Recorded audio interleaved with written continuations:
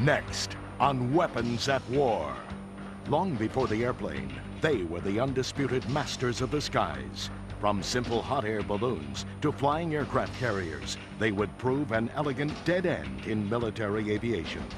Learn the secrets of their demise through remarkable underwater discoveries and experience their revival with modern technology. They're airships. Next on Weapons at War.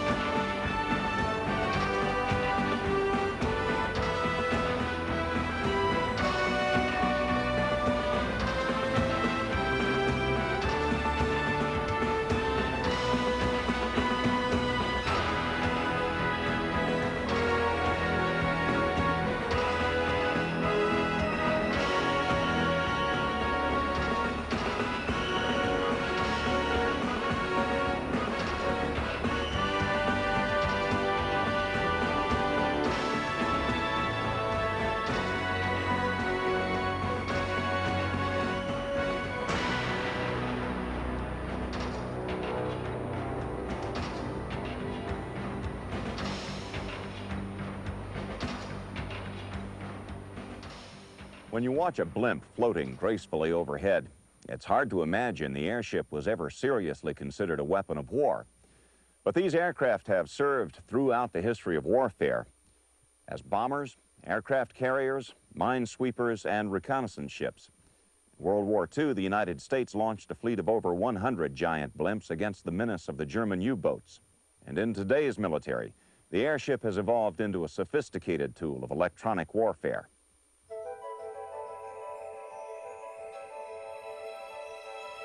June 26, 1991. The maiden voyage of the Westinghouse Sentinel 1000.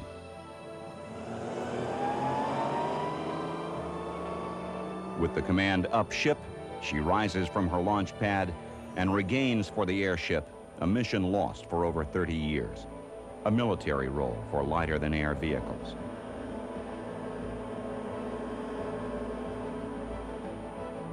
Although airships may be familiar sights as flying billboards and high-altitude platforms for television cameras, the Sentinel 1000 carries a complex network of electronic surveillance monitors, radar, and communications equipment. Proponents of the airship claim this new weapon is unmatched for range, endurance, and lifting capacity. In spite of its modern veneer, at the heart of the Sentinel lies a technology over 2 centuries old, an idea that sent man aloft more than 100 years before the flight of Orville and Wilbur Wright. There is something about an airship flying through the sky that attracts the attention of the viewers below.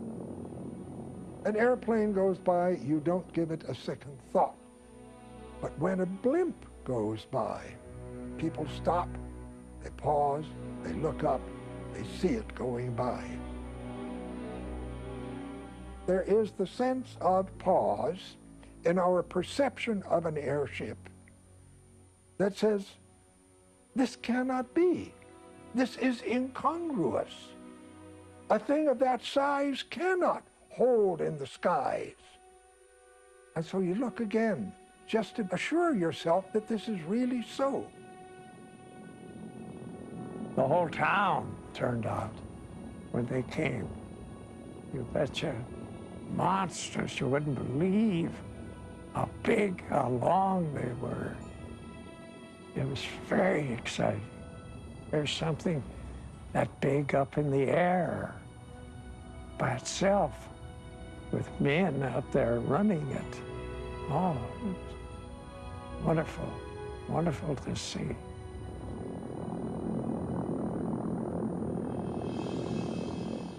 On June 5th, 1783, 2 Frenchmen, Joseph and Etienne Montgolfier, launched the first lighter-than-air balloon. The craft was a giant silk and paper bag held airborne by hot smoke. 2 months later, a crowd of 50,000 Parisians cheered as Professor Jacques Charles' first hydrogen balloon took flight. It got away from them and landed in a village, and the peasants thought it was the work of the devil, and they attacked it with pitchforks and tore it to pieces. Between the middle of the 19th century and the end of the 19th century, different kinds of people were trying to work out some way in which you could make a balloon dirigible. You could make it steerable. You could apply some power to it so it could move through the air under its own direction. The spherical balloon was the simplest to build, but soon aviators recognized that the elongated shape was the easiest to maneuver. In 1901, Alberto Santos Dumont flew his 110-foot gasoline-powered airship in a 7-mile trip from the outskirts of Paris to the Eiffel Tower and back in less than 30 minutes. While Santos Dumont was perfecting his designs in France, Count Ferdinand von Zeppelin was pursuing his dream in Germany. As a young Army officer, the Count had come to the United States as an observer of the Civil War. It was while witnessing balloons in combat that his fascination with lighter-than-air flight began. Balloons and blimps are non-rigid airships. Zeppelin designed rigid airships. These aircraft were built with an internal metal superstructure. Hydrogen gas was contained in cells inside the structure. From the first flight of his LZ-1 in 1900 to the start of World War I, Count Zeppelin launched 25 different airships. Although most met with disaster, Ferdinand Zeppelin remained committed to his dream of airship travel. In 1909, the Count launched the world's first commercial airline, called Daylight. By now it became a great thing to go up in Zeppelin and see the world around below you and take these kinds of trips. His airships flew over 100,000 miles, carrying more than 37,000 passengers on sightseeing excursions throughout Germany. Zeppelin's work had attracted the attention of the German military. The generals recognized the potential of the airship as the perfect vehicle to initiate a new type of warfare, strategic bombing. In 1915, Germany sent her airships on the first aerial raids against England. This was the first time in the history of mankind that an aerial vehicle had become an instrument of warfare affecting innocent civilians. Over the course of the war, 128 German airships dropped 62 tons of bombs on Russia, 50 tons on neighboring France, and 220 tons on England. The British first began shooting at them with anti-aircraft guns. Obviously, the Zeppelins could easily fly higher than the British could shoot. The British then went after them with fighter aircraft. The fighters carried incendiary bullets because a couple of incendiary bullets hitting an airship and would burst into flame. The airships would defend themselves. A few carried guns, but more, they just went higher because the aircraft engines at the time could not go as high as the airships could. So it became a technological race. The higher the airships were able to rise, the more the airplanes developed an ability to follow them up. In fact, in those last engagements of the year 1918, the Zeppelins had moved to an ultimate height of 22,000 feet.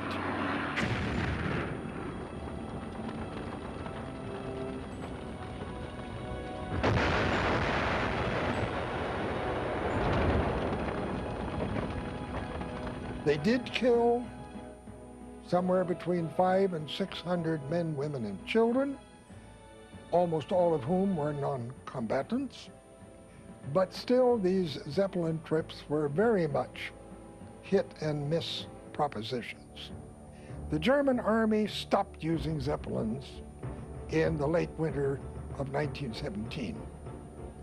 They simply found them too difficult to handle, too unreliable, too open to the vagaries of the weather, and not worth the cost and the effort of building, maintaining, stationing, and servicing them.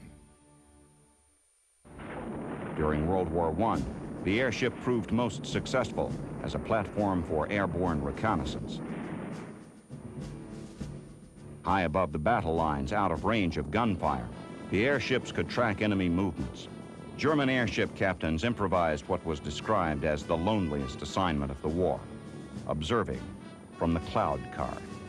The cloud car was a device which let the Zeppelin fly very slowly or even hover above the clouds, and on a cable lower an observation car below the clouds so that the observer could get the intelligence they wanted, telephone it up through a telephone cable to the airship, or be retracted.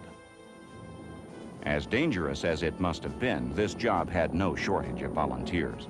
The crews relished the chance to drift far below the hydrogen-filled mothership and enjoy a pastime that was strictly forbidden above, smoking a cigarette.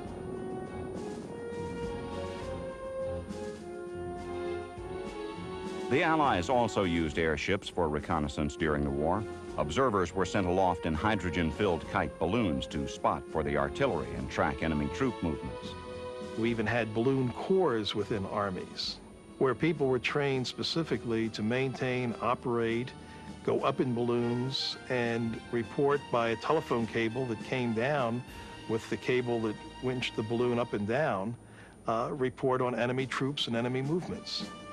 They were the eyes of the Army in those days. And we had no satellites or high-flying observation aircraft. We had a great regard for them.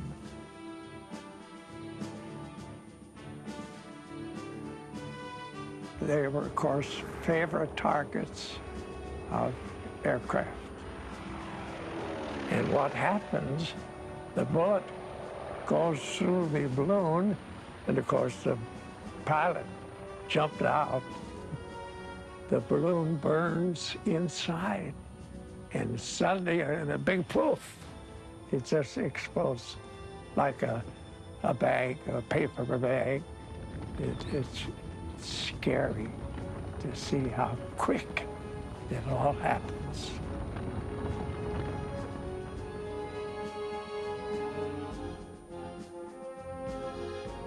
The British began rigid airship development late in the war, copying designs from downed German Zeppelins. In 1919, they launched their R-34, powered by 5 250-horsepower engines and traveling at a top speed of 63 miles per hour. The R-34 became the first aircraft to make a non-stop transatlantic flight.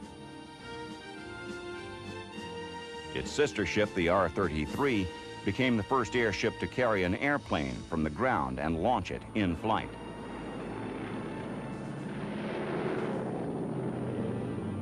In 1925, an accident on its mooring mast proved the value of gas cell design of rigid airships.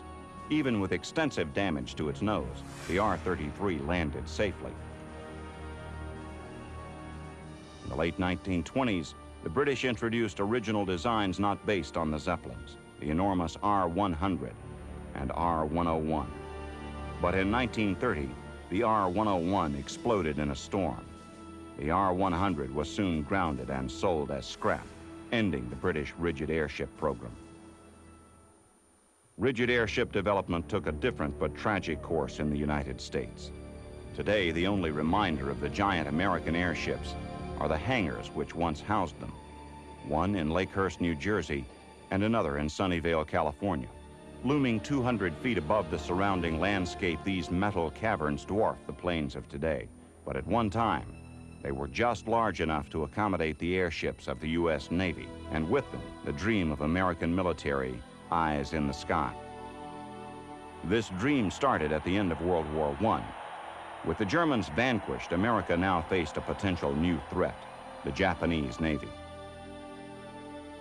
To counter this threat would require new measures as anticipated in a war document known as Plan Orange. Constructed around the idea of a huge fleet battle between the U.S. and Japanese navies, it motivated planners to request airships.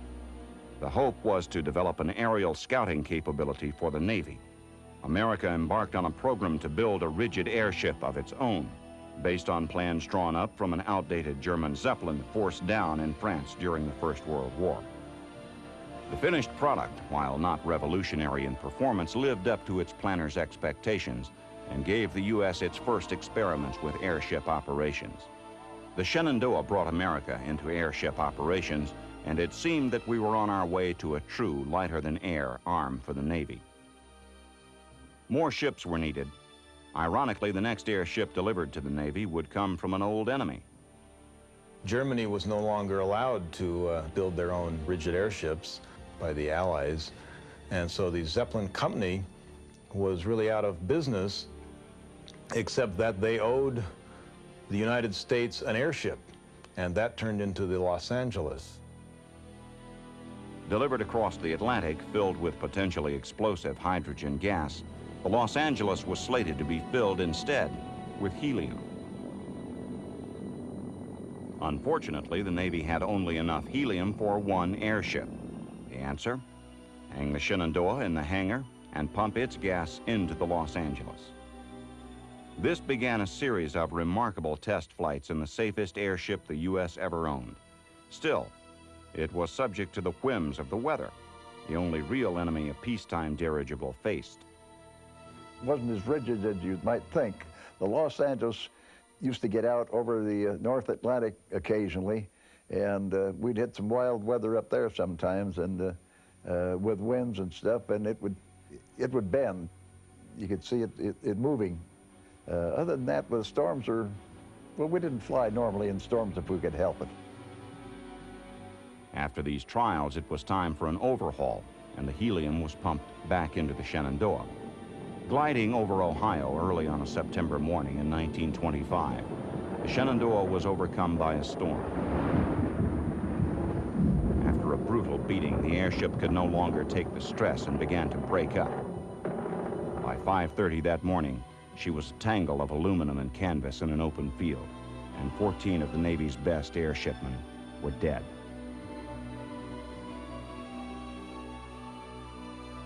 To replace the Shenandoah, the Navy decided to build 2 huge airships as naval scouts for the American fleet.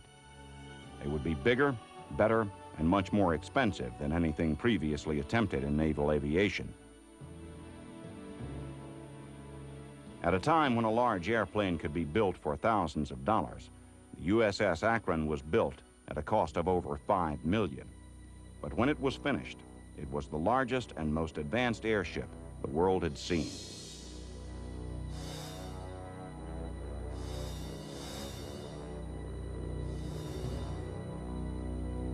She seemed invincible, but was as fragile as any airship. Made of miles of dura-aluminum girder formed from metal scarcely thicker than the bottom of a soft drink can, she was covered with thin cotton cloth.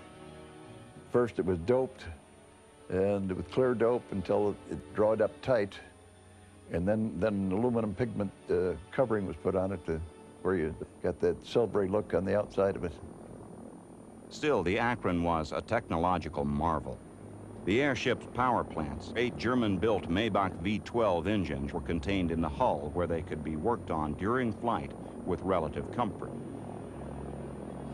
The axles of the drive shafts, which powered the propellers, could be oriented in a number of directions, giving the Akron the ability to maneuver as no other airship of its time. To replace the weight of fuel as it was consumed, huge condensers drew water from the engine exhaust to maintain ballast. An airship was a complicated machine more akin to a sailing ship in the sky than like the early airplanes with which it competed. And it was run like a ship, too, with a large crew trained for the many complex procedures. The ship was commanded like an ocean-going ship, not like an aircraft is, where you have a pilot and co-pilot. The captain would command the ship. There would be a rudderman, and someone else would control the elevation. Machinist mates that would maintain the engines. In that way, it was very different than aircraft. Landing the huge craft was also complicated and required a still larger crew. It would drop a line first from up in the bow. Ground crews would go off in a sort of a V away from it, and then we were lower down, just lower the ship down. They wouldn't drag us down. They would just sort of help guide it down. When we got it down low enough, well then we would walk the ship up to the mast then, and then attach the nose cone, and then we just start the engines on the mooring mast, and then just walk the ship into the hangar. While the new ship proved itself, a twin giant took shape in Akron, Ohio. She was named Macon. With her commissioning in 1933, the Navy's dream of 2 flying aircraft carriers was at last a reality. The Akron would patrol the Atlantic, the Macon the Pacific.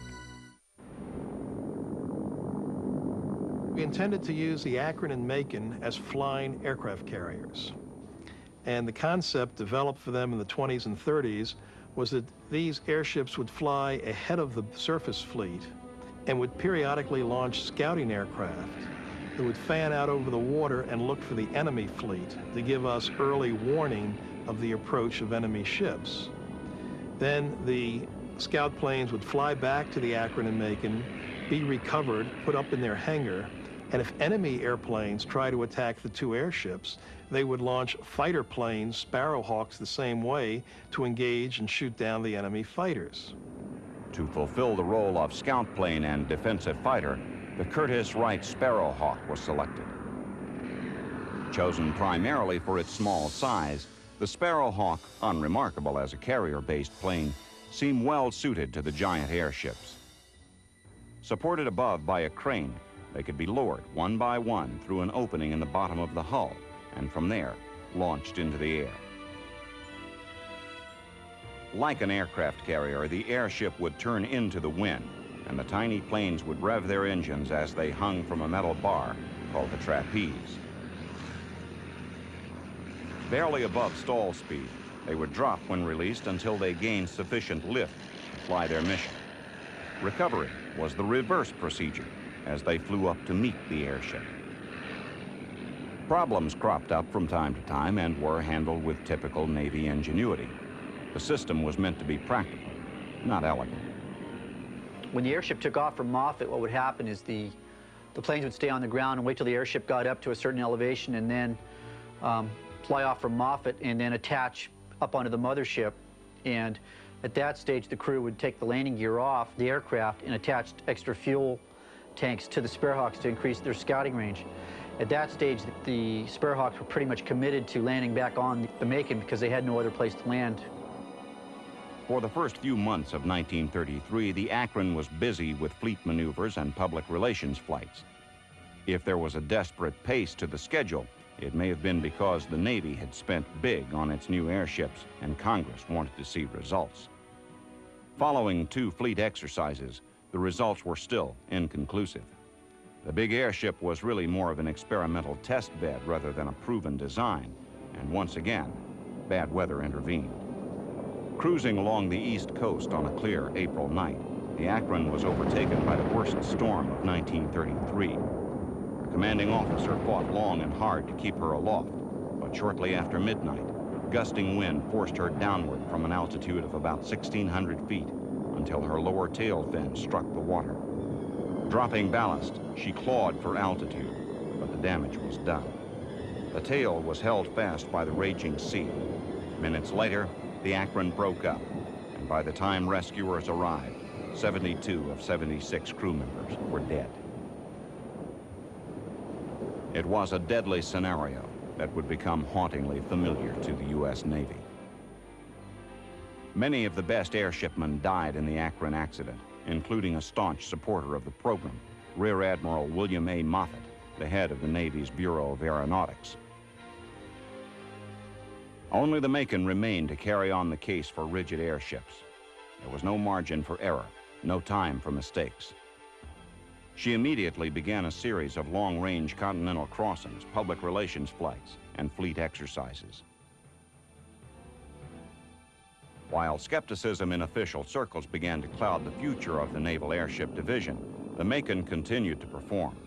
But in April of 1934, on her way to Florida, the airship was flying over a mountainous region of Texas when she was struck by a gust of wind. This caused damage to a rear fin mount, exposing a weakness, which would later prove fatal.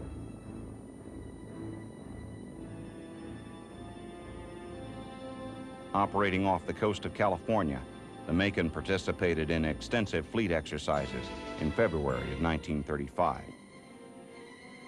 The big ship had scored a number of successes against the simulated opponent, and spirits were high. With her 4 scout planes secured in her belly, Macon made a wide turn and headed north to her home at Moffett Field in Sunnyvale, California. Back on February 12, 1935, when the Macon was trying to reach Moffett Field, they were a few miles from the coastline, and there was a moderate storm off the coast that they were running into.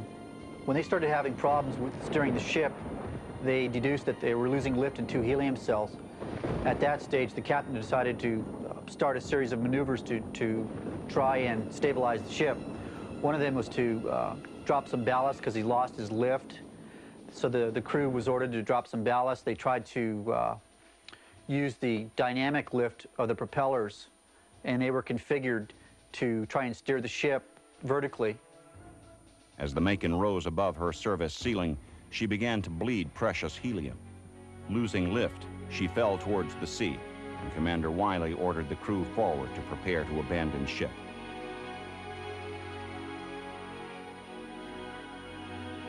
As the ship foundered, the distress calls alerted the nearby fleet, including the cruiser USS Louisville. The radio transcriptions still sound urgent some 60 years later.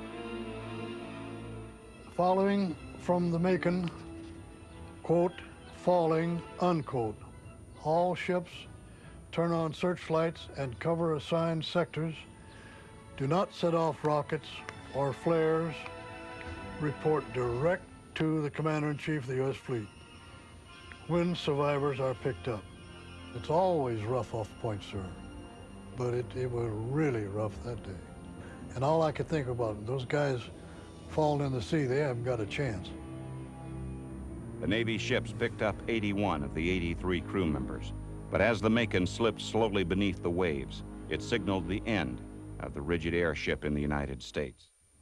The ink was still wet in Versailles when the Zeppelin Company was forced to fight for its very existence. But in 1925, the restrictions were finally lifted.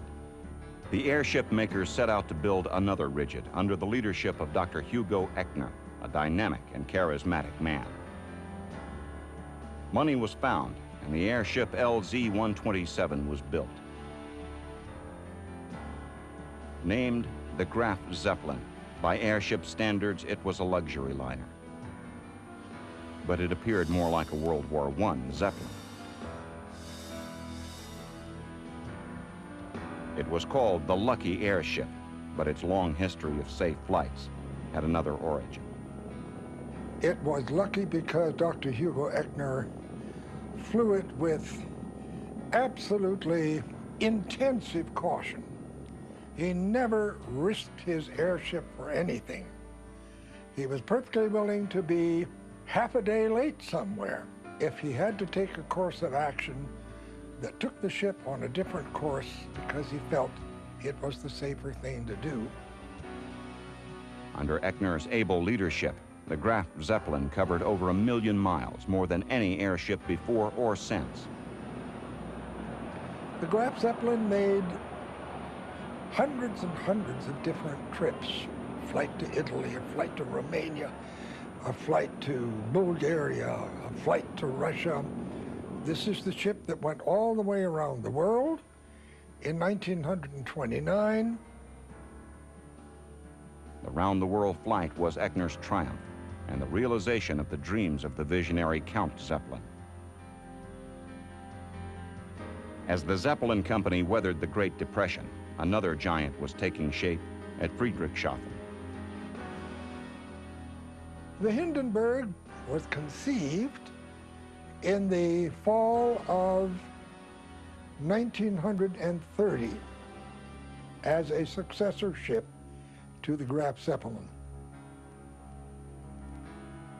But once again, a key question dogged the designers. To fill the new airship with hydrogen, abundant and cheap, but dangerous, or helium, safe but nearly impossible to get from America. the only source. The Congress had made very stringent laws against the export of helium, except at 1 cubic foot at a time for scientific experimental purposes. And so, the airship flew with hydrogen.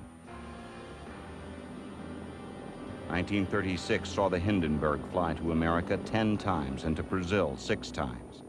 The new passenger liner began its 1937 season, a commercial success.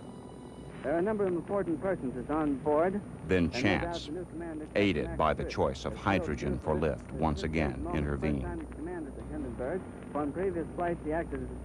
As the Hindenburg was closing on Lakehurst Naval Air Station on the stormy evening of May 6, 1937, crews of Navy ground handlers, over 200 strong, ventured into a light misting rain to haul down the great ship. What happened next is seared into the minds of a generation. There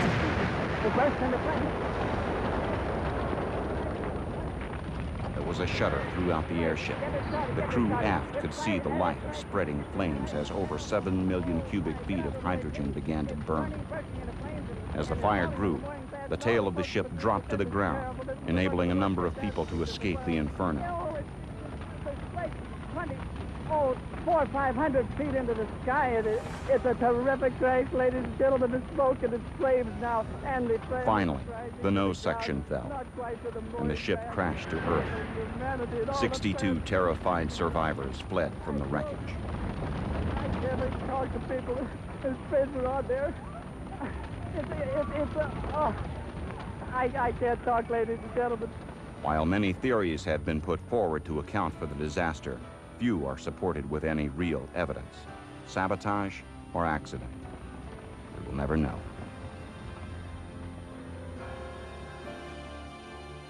At this moment, another hydrogen-filled ship was cruising a few thousand feet above Europe. It was the lucky ship, the Graf Zeppelin. The news flashed to the ship's captain and was kept from the passengers until landing. Within months, the Graf was retired to a German museum, and the nation that developed the rigid airship moved to conquer Europe. Soon, the airplane would carry the swastika and tons of explosives to new lands. Many believe the fiery crash of the Hindenburg marked the end of the useful life of the airship. But by the end of World War II, more dirigibles were in the air than at any other time in history. Blimps were commissioned by the United States Navy to escort convoys and scout for the German U-boats that were devastating shipping lines. Here, the blimps would serve as long-range eyes for the convoys. And if they spotted a submarine, they would radio to the convoy or the escort commander. To some degree, they were more efficient than aircraft because they could be kept up during the entire transatlantic voyage of the convoy. Convoy duty was long and boring, really. You had to stay diligent. You met them at dawn, wherever your assignment was, and you stayed with them until dark. The mainstay of the U.S. blimp fleet was the K-class dirigibles. Of the 168 blimps launched by the Navy during the war, 134 were K-ships. The K-types were the only airships that were actually used in wartime patrol. We had a 50 caliber machine gun fore and a 30 caliber aft, and we carried 4 Mark 7 depth charges. They were 550-pound depth charges. Blimps would search for enemy submarines using magnetic airborne detectors known as MAD, or MAD gear. MAD gear would pick up any bulk mass, and many times it picked up schools of fish, and many of us bombed schools of fish. MAD was most effective the closer you got to the surface of the water. So it was a rather dangerous to be flying that kind of patrol. It was standard procedure on lighter than air to carry a knife on your belt. The knife on your belt was intended to, should they crash, cut your way through the bag to get yourself out of there, because the helium is like water and you can't breathe it. And you'll drown in helium.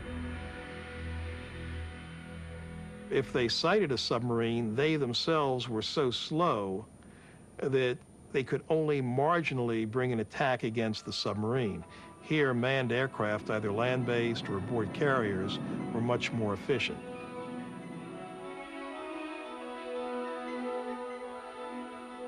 While many have questioned the true value of airships in combat, the fact remains that during World War II, not a single vessel was lost to enemy submarines, while a convoy was escorted by airships. Following World War II, the United States Navy quickly demobilized. The majority of their airship fleet was either scrapped, sold, or placed in storage. By 1948, the total funding for airship operations was only 1% of the entire Navy budget. Once again, the versatile airship needed to fight for its very existence in the arsenal of the military. As tensions escalated during the Cold War, the United States recognized the need for large airships to patrol North America, guarding against a surprise nuclear attack. There was a whole new interest in non-rigid airships to use as radar platforms. Because here you could take a radar up several thousand feet, and the radar carried in the airship could provide early warning of enemy surface ships or enemy aircraft approaching. A new series of non-rigid blimps called the ZPG class were delivered in 1952. The ZPG blimps were fitted with 3 onboard radar systems and a large radar dome beneath the gondola. Nearly 100 feet longer than the World War II K-class dirigibles, the airships carried almost 1 million cubic feet of helium and cruised at 80 miles per hour. We built a few of them, operated them until the 1960s, and then just the cost of development, the cost of special handling facilities, and the cost of actually constructing and operating the airships was just too great, and the airship program died. By 1962, the last U.S. Navy blimp was deflated, decommissioned, and there were, at that time, then 2 blimps left in the whole world, the one Goodyear and one small advertising blimp left in Germany. And that was the lowest number of airships in the skies in this century. The airship program was resurrected by the Navy in the 1980s when Secretary of the Navy John Lehman wanted to look into the feasibility of radar picket airships to support fleet operations. Today, the Sentinel 1000 is the largest lighter-than aircraft in the world at 222 feet long and a gas capacity of over 350,000 cubic feet. With enormous lifting power and extremely low fuel consumption, the Sentinel 1000 can remain aloft without refueling for more than 24 hours. The United States Navy envisions a primary role as a long-endurance platform for airborne radar to counter high-speed cruise missiles. An advantage of the airship over its fixed-wing counterparts is the ability to carry large and unusually shaped antennas inside the gas bag. Housed internally, these antennas do not interfere with the aerodynamics of the aircraft. Powered by twin diesel engines generating 2,400 horsepower, the Sentinel achieves a top speed of over 60 knots. For takeoff, the airship needs only a surface area with a radius of 300 feet. The airship is surprisingly durable if hit by enemy fire. The shape of the blimp is maintained with very low internal pressure, so if punctured, the gas does not escape rapidly. A 1-foot hole in the bag results in the loss of less than 10% of the airship's helium during the first hour. Many feel the role of the airship can be better accomplished with reconnaissance satellites. But with the launch of the Sentinel 1000, proponents hope the airship will once again regain a prominent place in the history of flight. The Navy's last blimp was decommissioned in 1962, and the rigid airship saw its end with the dawn of the Second World War. But somewhere below the cold waves of Point Sur, California, lies the wreck of the USS Macon. With it are the last artifacts of a vanished era of aviation history. In the late 80s, members of the Monterey Bay Aquarium Research Institute, known as MABARI, found a fragment of the Macon which had been residing literally under their noses. We were looking for more clues as to where we might be able to find the Macon's location. We had a piece of girder structure that a fisherman brought up. We were able to locate the fisherman, and he provided us with enough information that we could, that led to a successful dive with the U.S. Navy in 1990. The Seacliff crew were able to find the main debris field pretty much as advertised within about 10 minutes. So I was very relieved that everything went so well. It was very exciting. With this tantalizing discovery, events quickened. A more thorough effort was mounted through the Institute, and their research vessel headed out to sea. A robotic submersible known as an ROV was sent over the side. Within minutes, it came to rest in 1,500 feet of water. Before it spread the wreck of America's last airship. We were able to map out a likely scenario of how the airship broke up. It appears that maybe it broke up into thirds as it went down, and that maybe the tail section was actually not in the two fields that we'd found.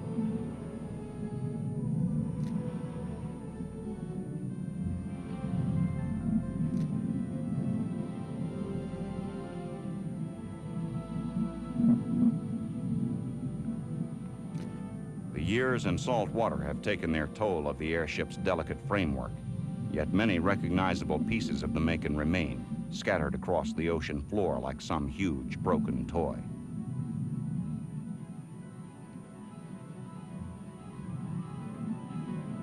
The airship's docking nose cone used to moor it to the mast at Moffett Field is now a rusting hulk.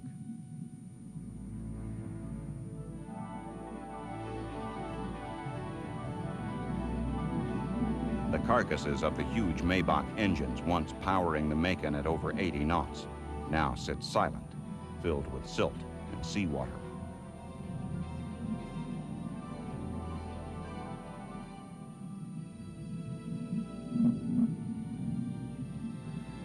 A jumble of dishes from the galley, once feeding hungry airshipmen, are now picked clean by deep-sea scavengers. A burst fuel tank, others of which were thrown overboard in 1935 in desperate efforts to keep the airship buoyant in its last moments, are now a haven for shy fish. The door to the control car laying flat, surrounded by wire, cabinets, and other tools of command, all lie undisturbed.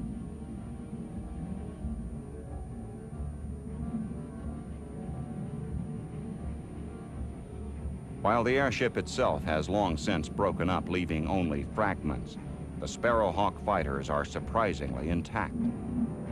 Resting on the bottom in their hangared configuration, they aim useless gun sights at opponents that long ago passed into history. The cockpits, filled with silt now, still display their rudimentary instrumentation. Saltwater has attacked the aircraft hulks, long ago stripped of their covering fabric. Yet on one wing, the insignia can still be seen.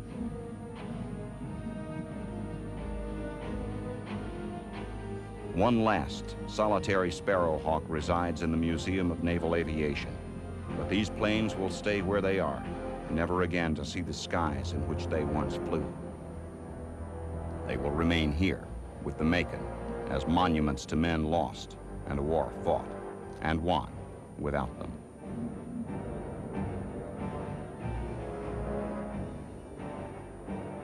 Today, the big hangar at Moffett Field in Sunnyvale still waits, doors ajar, for the return of the ship for which it was built. The airships will not return, but they were a gracious and once visionary piece of aviation history.